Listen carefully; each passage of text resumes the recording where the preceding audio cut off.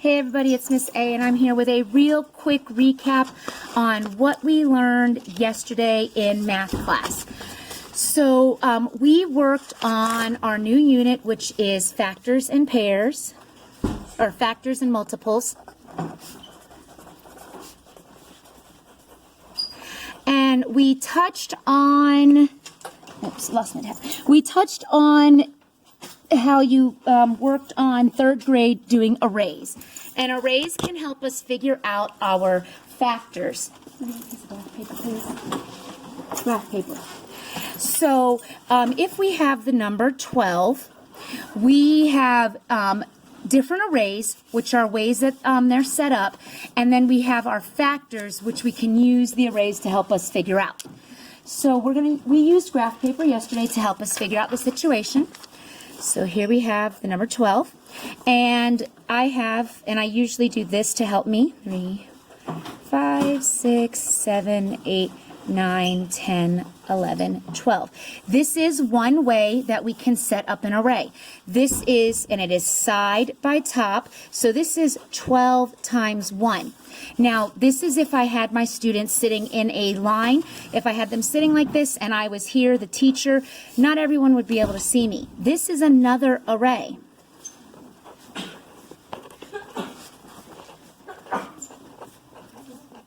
Side by top, this is 1 times 12. So this is a different array.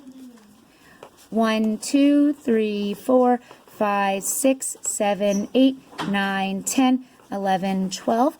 So since it makes a rectangular array, 2 is a factor of 12, and it's side by top, so it's 1, 2, 3, 4, 5, 6. 6 by 2, so 6 times 2, which is different than 1, 2, 3, 4, 5, 6, 7, 8, 9, 10, 11, 12, which also is a rectangular array, and it's side by top, so that's 2 times 6. Now I'm going to try 3. 1, 2, 3, 4, 5, 6, 7, 8, 9, 10, 11, 12. Creates a rectangle. Creates a rectangle, and it's side by top, so it's 1, 2, 3, 4 by 3, 4 times 3. And now I'm going to go 1, 2, 3, 4, 5, 6, 7, 8, 9, 10, 11, 12, which is side by top, 3 by 4, so 3 times 4. Now I don't need to draw all these out. I know if I have 12 times 1, that 1 times 12 is also an array. So if I have to show the arrays, I would say that these are all my arrays. Now my factors related to these, so factors are the numbers that I use to create the number 12, are 1 times 12, because you can only use those factors once because they're the same. 2 times 6, and 3 times 4. You can only use them once. So these are my factor pairs, and these are my arrays. So there are always more arrays than there are factor pairs. I use the graph paper to help me. So let's say, for example, I have the number 18, and I'm not exactly sure if 4, if 4 can go into 18. So I would do 1, 2, 3, 4, 5, 6, 7, 8, 9, 10, 11, 12, 13, 14, 15, 16, 17, 18. When I trace it, it does not make a rectangle, so 4 is not a factor of 18.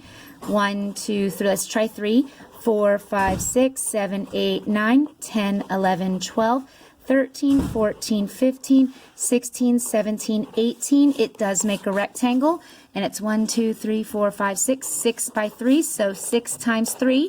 And I know the reverse, 3 times 6 is also an array.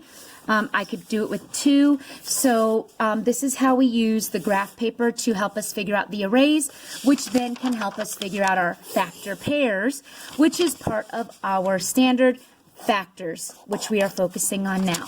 So here is the extra credit, because I did say I was going to include extra credit. Extra credit is find all arrays of 26, the number 26, and list all the factor pairs. And remember, there are more arrays than there are factor pairs because you can only list the numbers once. Thanks for watching, everybody.